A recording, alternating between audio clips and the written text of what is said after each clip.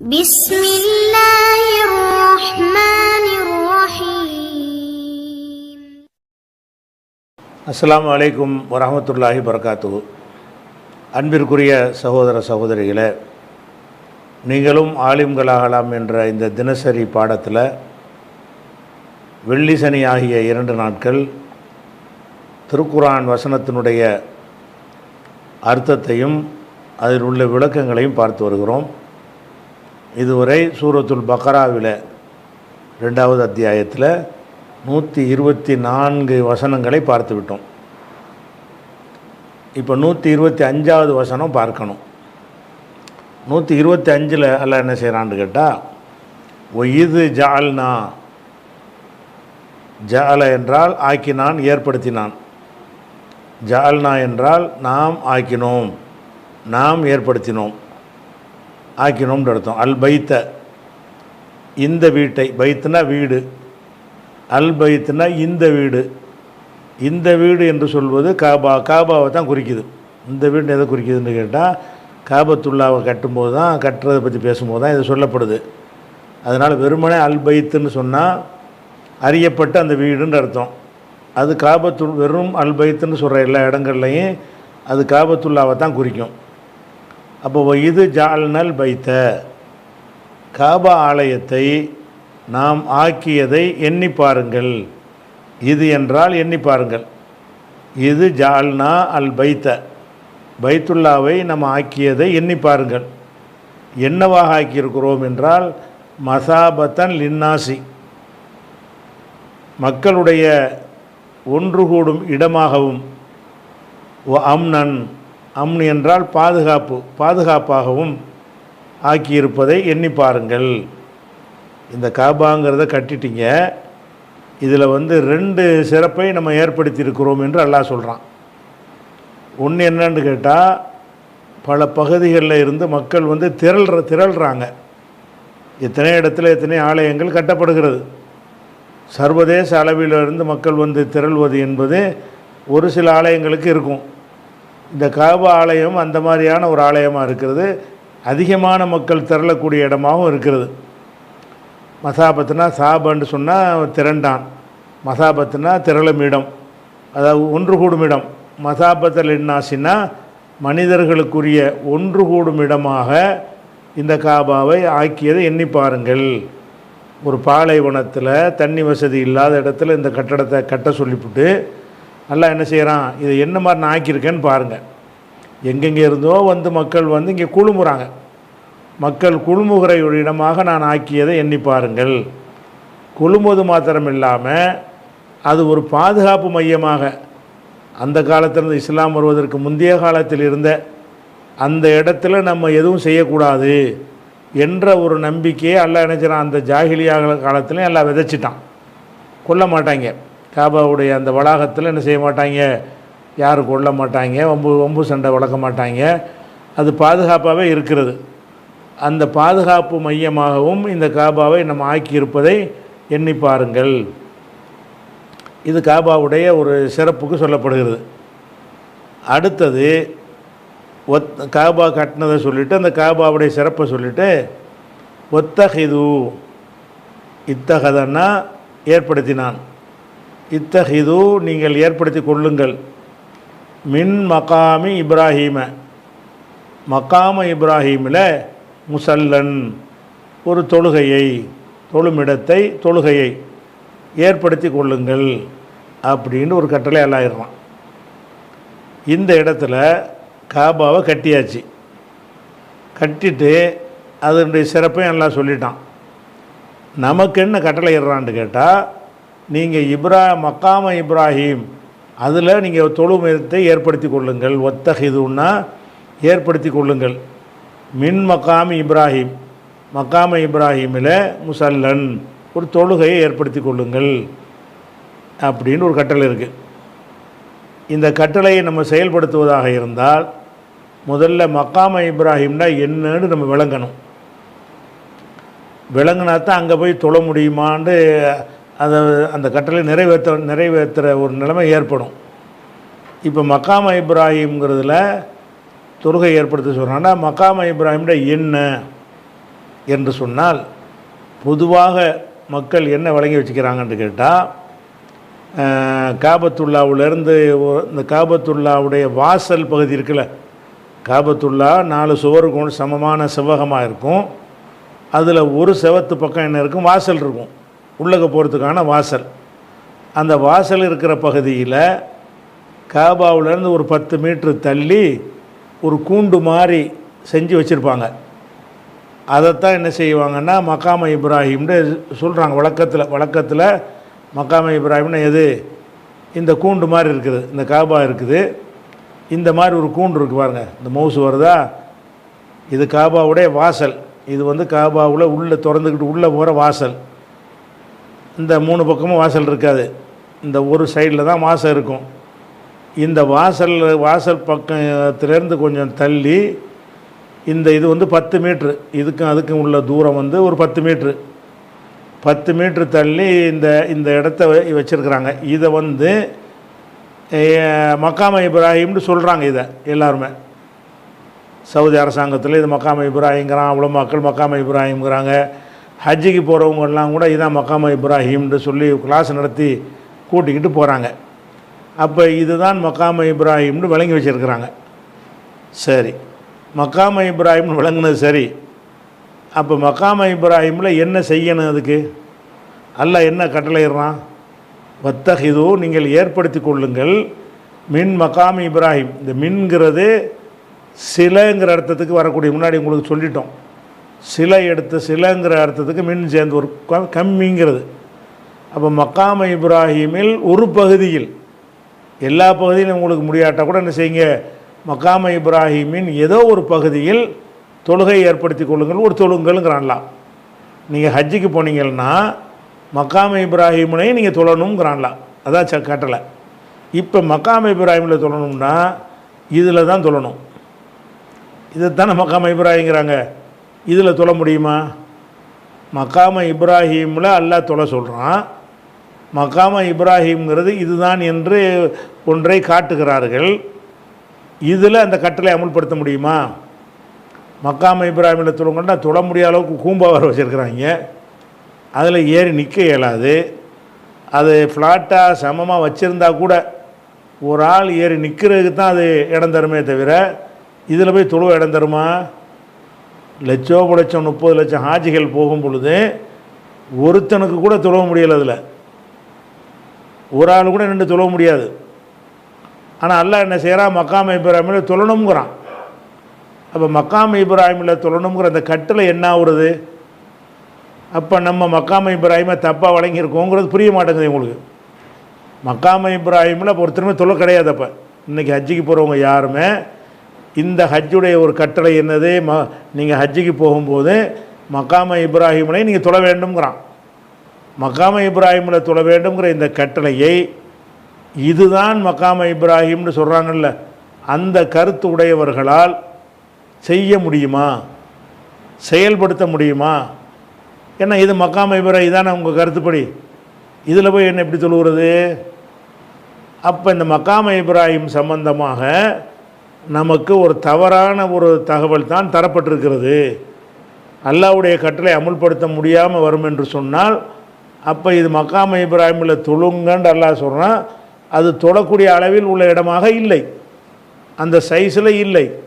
அனைவருக்கும் அந்த தொழக்கூடிய வாய்ப்பு கிடைக்கும் என்று சொன்னால் இந்த ஒரு கல்லில் போய் ஒருவர் தொழ முடியாத, அனைவரும் தொழணுமே.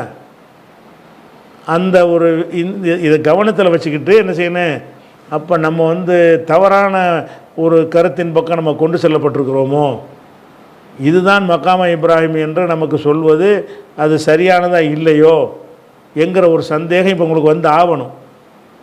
வரலைன்னா இப்போ அல்லாஹ்வுடைய வசனத்தை நீங்கள் என்ன செய்கிறீங்க, மீறுறீங்க.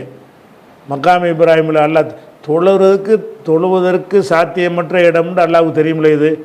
இதில் போய் தொழுங்கன்னு சொல்லுவானா?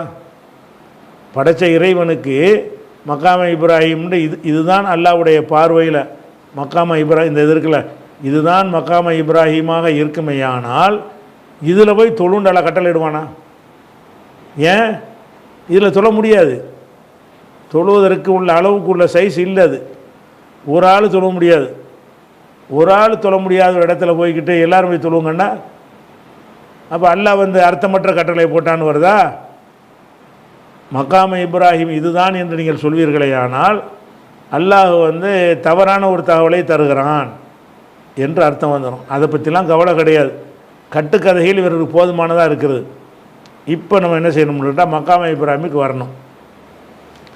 இந்த மக்காம இப்ராஹிமில் வந்து இப்ராஹிமை விட்டுருங்க, மக்காம்ங்கிற வார்த்தை இருக்குது. இந்த மக்காம் என்பதனுடைய அர்த்தம் என்ன முதல் அதை பார்க்கணும். மக்காம் என்று சொன்னால் காம என்பதிலிருந்து உள்ள இஸ்முல் மக்கான் தான் மக்காம். காம என்றால் நின்றான். காமன் நம்ம விளங்கி வச்சுருக்கோம்ல, காமண்டா என்னது? நின்றான். அப்போ மக்காமுக்கு அகராதிப்படி பார்த்தீங்கன்னா நின்ற இடம். காம என்றால் நின்றான், மக்காம் என்றால் நின்ற இடம், மக்காம இப்ராஹிம் என்றால் இப்ராஹிம் நின்ற இடம். இப்ராஹிம் நின்ற இடத்துல நீங்கள் தொழுவுங்கன்னு என்ன செய்கிறாங்க, அதுக்கு வந்து எல்லாரும் அர்த்தம் கொடுக்குறாங்க. அப்போ இப்ராஹிம் நின்ற இடம்டா எதுன்னு கேட்டால், அது ஏன் நின்ற இடம்னு ஏன் சொல்கிறான்னு கேட்டால், அதுக்கு ஒரு கதையை சொல்கிறாங்க. அந்த கதைக்கு ஹதீஸுகள் ஆதாரம் கிடையாது, கதை தான். என்ன கதைன்னு கேட்டால், இப்ராஹிம் அலைஹிஸ்ஸலாம் அவர்கள் இந்த காபா கட்டுறாங்கல்ல, கட்டும்போது இந்த கல் இருக்குல்ல, இந்த கல் மக்காம் இப்ராஹிம், இது வந்து காபா ஒட்டி இருந்துச்சான். அதில் ஏறி நின்று கட்டினாங்களாம். ஏறி நின்று கட்டினதுனால நின்ற இடம். காபத்துல்லாவை கட்டுவதற்கு இந்த கல் இங்கே இருந்துச்சு, இதில் ஏறி நின்று உயரமாக போக போக நமக்கு வந்து முடியாதுல்ல, அதுக்கு மேலே கட்ட முடியாமல் போயிடும்ல. அப்படிங்கிறதுனால என்ன செஞ்சாங்கன்னா அந்த கல்லை தூக்கி போட்டு அதில் ஏறி என்ன செஞ்சாங்க, இந்த உயரமாக உள்ள பகுதியெல்லாம் கட்டினாங்க.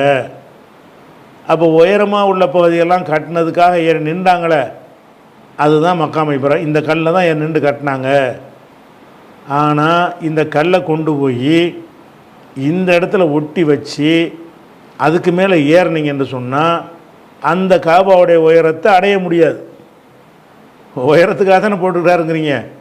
உயரத்துக்கு போட்டாருன்னு சொன்னால் அது இவ்வளவு தான் வரும், இவ்வளவுக்கு வராது. இவ்வளோ இடத்த கட்டணும். அது வந்து அவ்வளோ உயரத்துக்கு போய் கட்டிக்க முடியாது. அதுவும் இதன் மீது ஏறி கட்டினாங்கன்னா அது நாலா பக்கமும் கட்டணுமே. இந்த ஒரு பக்கம் மட்டும் கட்டினா பத்தாத, அல்ல கல்லை தள்ளி தள்ளி எல்லா பக்கமும் கொண்டு போயிருப்பார் போல இருக்குது இவங்க கருத்துப்படி.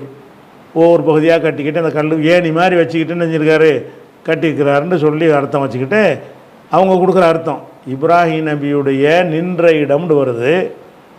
நின்ற இடம்னா எப்போ, எதுக்கு நின்ற இடம்? காபாவை கட்டுவதற்காக நின்ற இடம். தரையிலேருந்து உயரமான கட்டடத்தை கட்ட முடியாது. உயரமாக என்ன செய்யணும், அதுக்கு வந்து ஏறுவதற்கு ஒரு ஏதாவது உயரமான ஒன்றை அமைத்து கொள்ள வேண்டும். அதுதான் மக்காம இப்ராஹிங்கிற இந்த கல், இந்த கண்ணாடி கூண்டுக்குள் உள்ள கல். அதுலேயும் இந்த கூண்டை கணக்கு பண்ணால் தான் இவ்வளோ ஹைட்டாக இருக்குது. இந்த கூண்டில் உள்ள கண்ணாடியை கழிச்சிட்டு பார்த்தீங்கன்னா இவ்வளவு தான் இருக்கும். இதன் மீது ஏறி நின்றெல்லாம் கட்ட முடியாது. இதன் மீது ஏறி நின்று என்ன செய்ய முடியாது. அந்த காலத்தில் ஏறி கட்டுவதற்கு என்னென்ன வசதிகளை மக்கள் பயன்படுத்தினாங்களோ அதையெல்லாம் போட்டு பயன்படுத்தி ஒரு ஏறி இருப்பார்.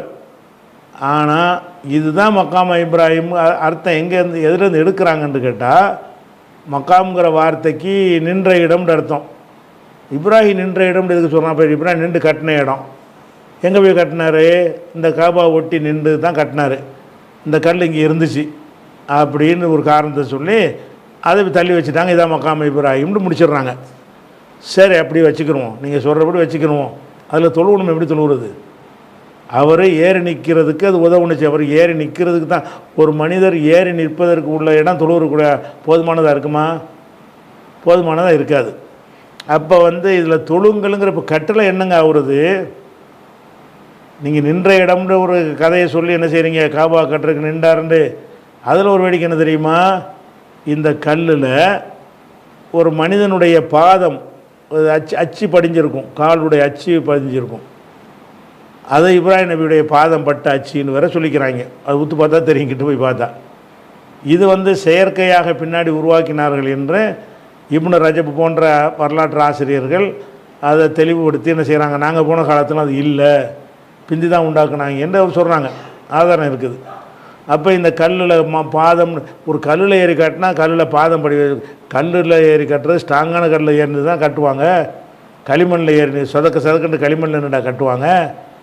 ஒரு பாறை மாதிரி கல்லில் ஏறி நின்று அதுலேயும் என் பாதம் படியுது, இப்ராஹிமுடைய பாதம் படிஞ்சிருக்கான் அதில் அப்படின்னு சொல்லி அந்த பாதத்தை காட்டி இங்கே பாருங்க பாதம் இருக்குதா, இதெல்லாம் நின்றார் அவருடைய கால் பாதம் என்று பின்னாடி உள்ள அந்த ஆட்சியாளர்கள் வந்து அந்த பில்டப் கொடுப்பதற்காக வேண்டி அந்த கால் பாதம் மாதிரிலாம் செதுக்கி வச்சுருக்காங்க. நீ என்னத்த கதையை சொன்னாலும் இப்போ இந்த கேள்விக்கு பதில் வரணும். எந்த கேள்வி?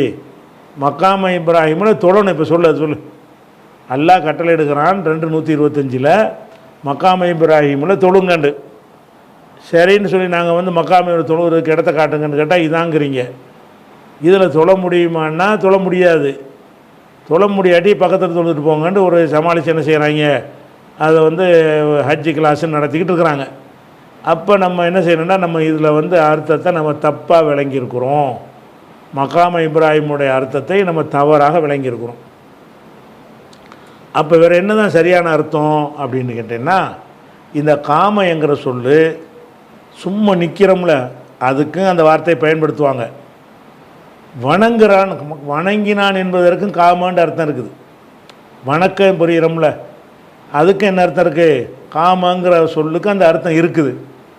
இப்போ மக்காம் என்பது இப்ராஹிம் வணங்கிய திசை. ஏன்னா மக்கானுக்கு ஜமானுக்கும் திசைக்கும் ஒரே சொல்லு தான் வரும். மக்காம் இப்ராஹிம்னா இப்ராஹிம் வணங்கிய திசை, இப்ராஹிம் வணங்கிய திசையில் தொழுங்கள் என்று அர்த்தம் கொடுக்கலாம். அப்போ காமவுக்கு வணங்கினான்ற அர்த்தம் இருக்குதா என்று கேட்டால் அதுக்குரிய ஆதாரத்தை நீங்கள் பார்த்துடலாம். எப்படி இருக்குன்னு கேட்டால் புகாரியில் 37வது ஹதீஸை எடுத்துக்கிறங்க. அதில் மன் காம ரமலான, யார் ரமலானில் நிற்கிறாரோ, ஈமானன் வஹ்திசாபன் நம்பிக்கையோடவும் நன்மை எதிர்பார்த்து நிற்கிறாரோ, ஒஃபிரலகு மாத்தகத்தம் தம்பிகி அவருடைய முன்பாவும் மன்னிக்கப்படும். அப்போ ரமலானில் நிற்கிறான்றதுக்கு அர்த்தம் கொடுப்பீங்களா? அப்போ ரமலான் வந்து கையை கட்டி நின்ற வேண்டியது, நின்றுட்டோம்னா பாவம் மன்னிக்கப்படும். அப்படியா வணங்கினான்ற அர்த்தமா? அதே காம தான் வருது. காமவுக்கு நிற்கிறான்ங்கிற அர்த்தத்தை நம்ம மறுக்கலை, அந்த அர்த்தம் இங்கே பொருந்தலை. காமவுக்கு வணங்கினான்னு ஒரு அர்த்தம் இருக்குது, அந்த அர்த்தம் இங்கே பொருந்துது. இப்போ மக்காம இப்ராஹிமை நம்ம தொழ முடியும் இந்த அர்த்தப்படி பார்த்தா. அப்போ மன் காம ரமலான்னா ரமலானில் யார் நின்று வணங்குகிறாரோ, மன் காமவுக்கு என்ன அர்த்தம்? வணங்கினான் என்று அர்த்தம் வருது. அதே மாதிரி அதே புகாரியில் 1901 என்ன வருதுன்னா, மன் காம லைலத்துல் கதிரி, லைலத்துல் கதிரில் யார் நிற்கிறாரோ, நிற்கிறவருக்கா நன்மை, தொழுகிறவருக்கா? வணங்குறவருக்கு தானே. அப்போ இந்த காமவுக்கு என்ன அர்த்தம்? வணங்குறாருன்னு அர்த்தம். மன் காம லைலத்துல் கதிரி, லைலத்துல் கதிரில் யார் வணங்குகிறாரோ, அப்போ காமவுக்கு வணங்கினான்ற அர்த்தம் இருக்கிறதுக்கு ஹதீஸ்லேருந்து உங்களுக்கு காட்டிட்டோம். அப்போ மக்காம இப்ராஹிமில் வந்து காம கியாமுல்லையிலாம் சொல்கிறோம்ல, கியாமுல்லையில் இரவில் நிற்கிதுன்ற அர்த்தமா, இரவில் வணக்கம்ன்ற அர்த்தமா? கியாமு ரமலான்னு சொல்கிறோம். ரமலானில் தராவிய தொழுகிறாங்கல்ல, அதுக்கு என்ன சொல்லுவாங்க பேர் வழக்கத்தில்? கியாமு ரமலான். ரமலானில் நிற்கிறன்ற அர்த்தமா, வணங்குறன்ற அர்த்தம். இப்போ நம்ம என்ன செய்கிறோம்னு கேட்டால், இப்ராஹிம் வணங்கிய திசையில் நீங்கள் தொழுவுங்கள். அல்லாஹ்வுடைய கட்டளை என்னன்னு கேட்டால், நீங்கள் ஹஜ்ஜிக்கு போயிட்டீங்க, எங்கே வேணாலும் தொழுதுக்கிறங்க, ஒரு சில தொழுகைகளையாவது மக்காம இப்ராஹிமில் தொழுதுக்கிறங்க. மக்காம இப்ராஹிம் முழுசும் கூட இல்லை, மின் மக்காம இப்ராஹிமில் ஒரு பகுதியில். அப்படின்னா மக்காம இப்ராஹிம்ங்கிறது பெரிய ஏரியான்னு விளங்குது. அப்போ தான் எல்லோரும் தொழுவ முடியும். அதில் ஏதாச்சும் ஒரு பகுதியில் தொழுதுட்டு போங்க அப்படின்னு அல்லாஹ் சொல்கிறான். அப்போ மக்காம இப்ராஹிமில் தொழணுங்கிறது அல்லாஹ்வுடைய கட்டளைன்றான். மக்காம இப்ராஹிமுக்கு என்ன அர்த்தம் கொடுக்கணுன்னா, நின்ற இடம்னு கொடுத்து ஒரு கல்லை கொண்டே கொடுக்கக்கூடாது. வணங்கிய திசை, இப்ராஹிம் வணங்கிய திசை. இப்போ வணங்கிய திசைனா என்ன அர்த்தம் அப்படின்னு பார்த்திங்கன்னா, இப்போ நம்ம ஹஜ்ஜிக்கு போகிறோம்னு சொன்னால் இந்த காபாவை நோக்கி நம்ம தொழுவணும். இங்கிட்டு உள்ளவன் இப்படி தொழுவான், இந்த பக்கம் உள்ளவன் இப்படி காபாவை நோக்குவான், இந்த பக்கம் இருக்கிறவன் இப்படி நோக்குவான், இந்த சைடில் இருக்கிறவன் இப்படி நோக்குவான், பேக் சைடில் இருக்கிறவன் இப்படி நோக்குவான். அப்போ காபாவை வந்து நாலா பக்கமும் நோக்கி நம்ம தொழுகிறோம். ரவுண்டாக தானே தொழுகிறாங்க. காபாவை நம்ம நோக்குறோம். காபாவுக்கு 4 சுவர் இருக்குது. 4 சுவத்தை நோக்கி நீங்கள் தொழுவலாம். காபாவை வந்து அதன் வாசல் பகுதியை நோக்கியும் நீங்கள் தொழுவலாம். அதனுடைய நேர் பின்புறத்து பகுதியை நோக்கியும் நீங்கள் தொழுவலாம். அதனுடைய வலப்புறம் இடப்புறம் உள்ள சுவத்தை நோக்கியும் தொழுவலாம். எப்படி தொழுதாலும் அந்த தொழுகை செல்லும். இப்போ உலக மக்கள்லாம் காபாவை நோக்கி தொழுகிறோம்ல, எப்படி தொழுகிறோம்? சில பேருக்கு வந்து இந்த சுவரை நோக்கி தொழுகிற மாதிரி அமையும். அந்த காபாவுடைய வலது பக்க சுவருக்கு இந்த பக்கம் இருக்கிற நாடுகளாக இருந்தால் அவங்க அப்படி நோக்கிறது அப்படி கோடு கழித்து கொண்டு வந்தீங்கன்னா இந்த வலது பக்க சுவத்தில் போய் முட்டும். காபாவுடைய இந்த வாசல் பக்கம் திசை இருக்கிற இந்த திசையில் இருக்கிற நாடுகள் அங்கே உள்ள மக்களாக இருந்தால் அவங்க அப்படி பார்வை அப்படி கோடு கழிச்சிட்டு போனோம்னு சொன்னால் இந்த வாசல் இருக்கிற இந்த சுவத்தில் போய் முட்டும். அப்போ உலகம் போகாமல் நம்ம என்ன செய்கிறோம்? காபாவுலேயே நம்ம இருந்தால் ஒரு நேரத்திலே 4 பக்கம் தொழுகிறத பார்க்கலாம். தூரத்துக்கு போக போக என்ன ஆகும்னு கேட்டால் ஒருவருக்கு ஒரு திசை தான் கிடைக்கும், ஒரு சுவரை நோக்கக்கூடிய வாய்ப்பு தான் கிடைக்கும். இந்த பக்கம் உள்ளவர் வந்து இந்த காபாவோட இந்த பக்கம் இருக்கிறவர் இந்த பக்கம் இருந்தார்னா இப்படி தொழுவார், இந்த பக்கம் இருந்தார்னா இப்படி தொழுவார். இப்படி 4 பக்கம் உள்ளவங்க தொழுவாங்க. அப்போ காபாவில் 4 சுவர் இருக்கிறது. 4 சுவத்தில் எதை நோக்கி நீங்கள் தொழுதாலும் அந்த தொழுகை செல்லும். இது பொதுவான சட்டம். அதே நேரத்தில் இப்ராஹிம் நபி எந்த பக்கம் தொழுதாங்க?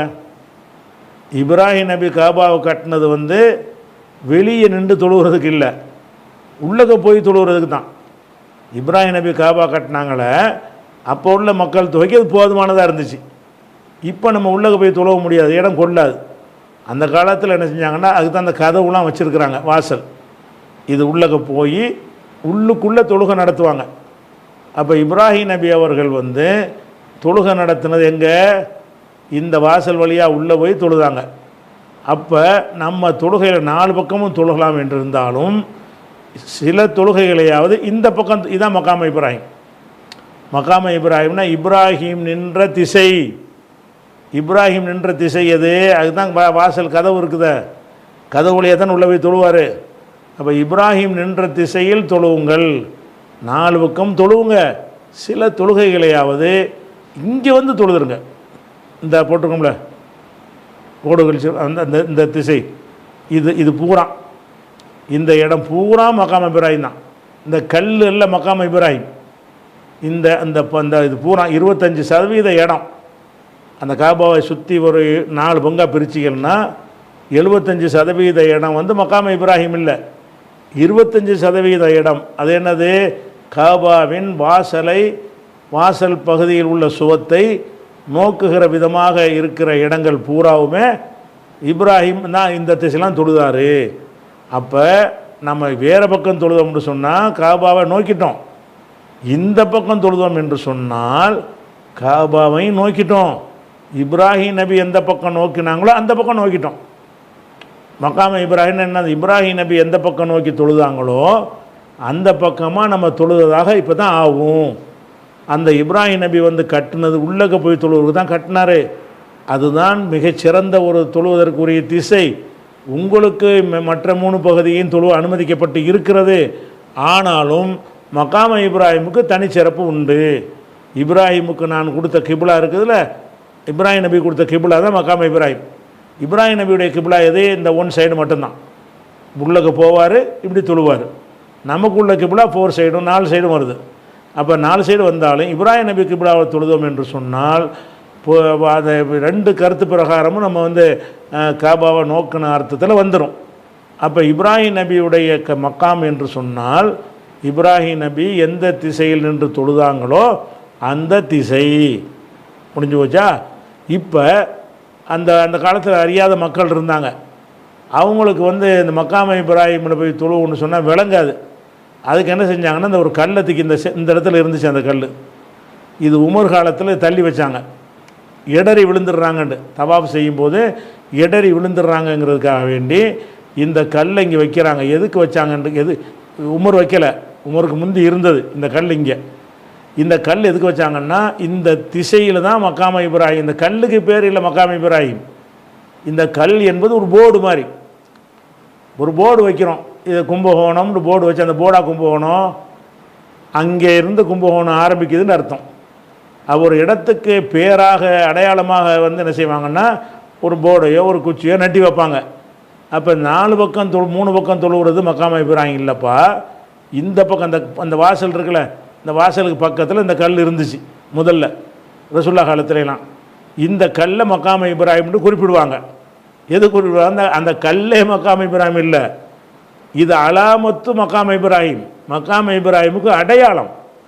மக்காம இப்ராஹிம்னா இந்த சைடில் தான் இருக்குது, இந்த சைடில் இருக்குதுன்ற இந்த கல்லை பார்த்து என்ன செய்வாங்க, இந்த பக்கம் தான் கல் இருக்குது, இந்த கல் இருக்கிற பக்கம் நமக்கு நோக்கி தொழுவணும். அப்போ கல் இங்கே இருக்கு, இது எல்லாம் மக்காம இப்ராஹிம், இது எல்லாம் மக்காம இப்ராஹிம் என்று காட்டுவதற்காக வேண்டித்தான் இந்த கல் வந்து காபாவின் சுவத்தோடு ஒட்டப்பட்டு இந்த மூசு காட்டுறன்ல அந்த காபாவின் சுவத்தோடு ஒட்டப்பட்டு இருந்தது. இந்த இடத்துல இருந்த கல்லை தான் மக்காம இப்ராஹிம் என்று அந்த ஜாஹிலியா கல்ல இருந்து ரசூல்லா காலம் வரைக்கும் சொன்னாங்க. சொன்னால் என்ன அர்த்தத்தில் சொன்னார்கள்? அதில் போய் தொழுவுன்ற அர்த்தத்தில் சொல்லலை, இந்த திசை தான் அடையாளத்து அர்த்தத்தில் சொன்னாங்க. அதை நீங்கள் விளங்கி கொள்வதாக இருந்தால் ரசூல்லா வந்து என்ன செய்கிறாங்கன்னா, இந்த இடத்துல கல் இருந்துச்சு, நல்லா விளக்கிருக்கு, இந்த இடத்துல கல் இருந்துச்சு, இந்த மௌசு காட்டுறன்ல இந்த இடத்துல தான் இந்த கல் இங்கே இருந்துச்சு. இந்த வசனம் இறங்கிருச்சு, மக்காம இப்ராஹிமில் தொழுவுங்காண்டு இறங்கிருச்சு. அப்போ ரசூல்லா என்ன செஞ்சாங்கன்னா, அந்த கல்லில் தொழுவலை, அந்த கல்லுக்கு முன்னாடி தொழுதார்கள்னு வருது. அப்போ அந்த கல் மக்காம இப்ராஹிம் இல்லைன்னு விளங்குதா? அந்த கல்லுலையில் இப்போ தொழுதுருக்கணும், இந்த கட்டில் வந்தவனை. அதை பற்றின ஹதீஸ் எப்படி வருதுன்னு கேட்டால், அது புகாரில் ஒரு ஹதீஸ், நிறைய ஹதீஸ் வருது. புகாரில் வரக்கூடிய ஹதீஸ் என்னென்னு கேட்டால், ரசூல் ஸல்லல்லாஹு இந்த வசனம் இறங்கின உடனே, எந்த வசனம்? மக்காம இப்ராஹிமில் தொழுவுறது பற்றி இறங்கின உடனே ரசூல்லா என்ன செஞ்சாங்கன்னா, ஃபதாஃப பில் பைத்தி சபான், காபாவில் 7 முறை தவாப் செய்தார்கள். ஒசல்லா, தொழுதார்கள். ஹல்ஃபல் மக்காமி, மக்காமுக்கு பின்னால், மக்காமில் இல்லை, ஹல்ஃபன்னா பேக் சைடு, அந்த ஹல்ஃபன்னா அதுக்கு பின்னாடி, மக்காமுக்கு பின்னாடி ரக்காத்தனி 2 ரக்காத் தொழுதார்கள். கட்டளை வந்து மக்காமுல தொழுவு சொல்லி ரசூல்லா செஞ்சது மக்காமுக்கு பின்னாடி. இந்த ஹல்ஃபை இதுதான் கவனிக்கணும், சல்லா ஹல்ஃபல் மக்காமி. அப்போ இந்த ஆயத்துக்கு ரசூல்லா வந்து செயல் வடிவம் காட்டுறாங்க. மக்காம இப்ராஹிம்னா அந்த கல் கிடையாது, இந்த திசைக்கு பேர் தான், அது ஒரு அடையாளம் தான். அதனால அந்த கல் இருக்கிற திசையில் தொழுதுட்டாங்க. எப்படி தொழுதாங்க? இங்கே கல் இருக்குதா, இங்கே தொழுவுறாங்க, இந்த கல்லுக்கு பின்னாடி. மக்காம இப்ராஹிம் கல் இங்கே இருக்குது, அந்த கல் மேலே ஏறி நின்று தொழுவாமல் இங்கே தொழுகிறாங்க, கல்லை முன்னாடி, கல்லை நோக்கி தொழுகிறாங்க. அப்போ கல்லை நோக்கி தொழுதாங்கன்னு சொன்னால் மக்காம இப்ராஹிம் அந்த கல் இல்லைண்டாவதில்ல, இந்த திசையை குறிப்பதற்கு அடையாளம்டாவதா இல்லையா? அப்போ ரசூல்லா தொழுது காட்டினது மக்காம இப்ராஹிமில் சல்லா ஹல்ஃபல் மக்காமி ரக்காத்தைனி, மக்காமுக்கு பின்னாடி 2 ரக்காத் தொழுதார்கள். அப்போ என்ன அர்த்தம் வழங்குது? அது ஒரு அடையாளம் என்று வழங்குகிறது. இதே கருத்து புகாரில் 6600 வருகிறது. ஓ சல்லா ஹல்ஃபல் மக்காமி ரக்காத்தைனி. இதே கருத்து புகாரில் 1627 வருகிறது. ஓ சல்லா ஹல்ஃபல் மக்காமி ரக்காத்தைனி. இதே கருத்து புகாரில் 1645 வருகிறது. என்ன செய்கிறது? ஓ சல்லா ஹல்ஃபல் மக்காமி ரக்காத்தைனி. அப்போ ரசூல் ஸல்லல்லாஹு அலைஹி வஸல்லம் இந்த ஆயத்தை செயல்படுத்தும் பொழுது இதுலேயும் வருது, இந்த ஹதீஸ்லேயும் வருது. இந்த ஹதீஸு 5 இடத்துல வருது, 1793. இவ்வளோ ஹதீஸில் என்ன வருதுன்னு கேட்டால், மக்காம இப்ராஹிமில் தொழுங்கன்னு அல்லாஹ்ட்டேருந்து ஆர்டர் வந்துருச்சு. வந்த உடனே அந்த மக்காம இப்ராஹிம்ன்ற பேரில் ஒரு கல்லை வச்சுருந்தாங்கல்ல, அந்த கல்லுக்கு பின்னாடி நின்று தொழுதாங்க. அப்போ இந்த கல் என்ன? மக்காம இப்ராஹிமின் அடையாளம். இந்த அடையாளம்ங்கிறத புரிஞ்சுக்கிறாம அதைத்தான் மக்காம இப்ராஹிங்கிறாங்க. ஒரு போர்டு கும்பகோணம்னு போர்டு வச்சு அந்த போர்டாக கும்பகோணம்னு சொன்னால் எப்படி இருக்கும்? இந்த போர்டு தாங்க கும்பகோணம் அப்படின்னு ஒருத்தன் சொன்னால் அது எந்த அந்தஸ்தில் இருக்கு? அந்த அந்தஸ்தில் இவங்க அதை புரிஞ்சுருக்கிறாங்க. ஹதீஸில் தெளிவாக இருக்குது, ஆயத்து மிக தெளிவாக இருக்குது. அதை போய் அதில் தொழணும்னு இருக்கிறது. இந்த அர்த்தம் வச்சு பாருங்கள், எல்லோரும் தொழலாம். இவ்வளோ பெரிய ஏரியாவில் நீங்கள் 30 லட்சம் பேர் போனாலும் சரி, சில தொழுகைகளையாவது இந்த திசையில் தொழுகிற வாய்ப்பு உங்களுக்கு கிடைக்குமா கிடைக்காதா? இந்த இடத்துல தொழுதாலும் மக்காம இப்ராஹிம் தான், இந்த இடத்துல தொழுதாலும் மக்காம இப்ராஹிம் தான். எங்கேருந்து இதை நோக்கி தொழுவணும், இந்த செவத்தை நோக்கி, இந்த செவத்தை நோக்கி இங்கேருந்து தொழுதாலும் சரி தான், நீங்கள் மக்காமில் தொழுதுட்டீங்க, இப்ராஹிம் நபி திசையில் தொழுதுட்டீங்க. அப்படின்னு சொன்னால் இப்போ நமக்கு எல்லாருக்கும் அந்த வாய்ப்பு கிடைச்சிரும். ஏதாவது ஒரு தொழுகையில் அந்த பக்கம் நிற்க முடியாமல் நெரிசலாக இருந்தால் கூட லோஹரில் நெரிசலாக இருந்தால் அசரில் கிடச்சி போயிடும், அசரில் நெரிசலாக இருந்தால் மகரிபில் கிடச்சி போயிடும். ஒரு சில தொழுகைகளையாவது வாசப்பக்கம் தொழுவுங்கன்னு அர்த்தம். மற்ற 3 பக்கமும் எதை வேணாலும் தொழுதுக்கிறங்க. சில தொழுகைகளையாவது மக்காம இப்ராஹிமின் ஒரு பகுதியில் தொழுதுருங்க. அதாவது மக்காம இப்ராஹிம் என்ன, வாசல் பக்கமாக நோக்கி தொழுவுங்கள்ங்கிறது இதுக்கு அர்த்தம். மக்காம இப்ராஹிமில் தொழுவுங்கன்னு அர்த்தம். வாசல் பக்கமாக தான் ரசூலுல்லாஹ் தொழுதாங்க. அந்த கல் இங்கே இருக்குது, இந்த தள்ளி நின்று இங்கே தொழுவுறாங்க வாசல் பக்கமாக, இந்த திசையில். இந்த திசையில் தொழுவுறதுக்கு பேர் தான் மக்காம இப்ராஹிமில் தொழுவுறது.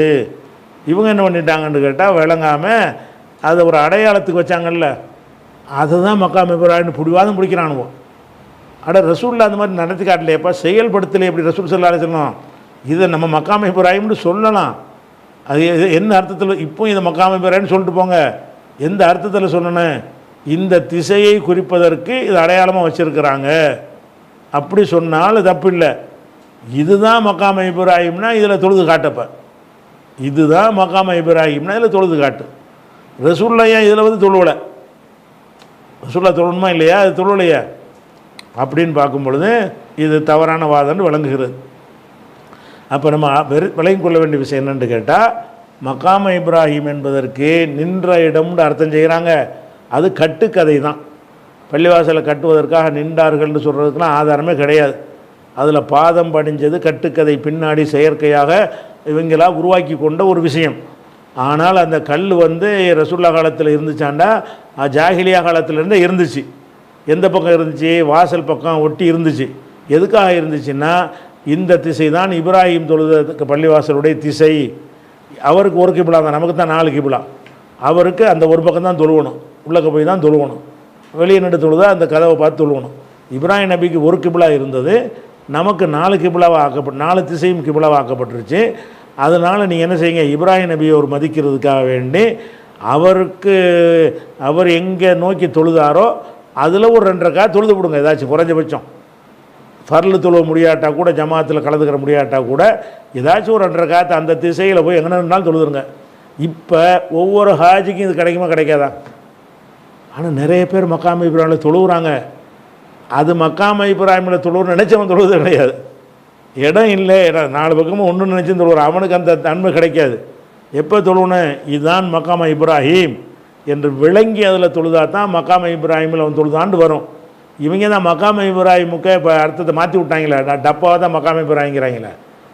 அதனால் அர்த்தத்தை மாற்றி விட்டாங்க. அது தகவலுக்காக வச்சுக்கிறோம். சரி, மீதி உள்ள விஷயத்தை நம்ம அடுத்த வாரம் பார்ப்போம்.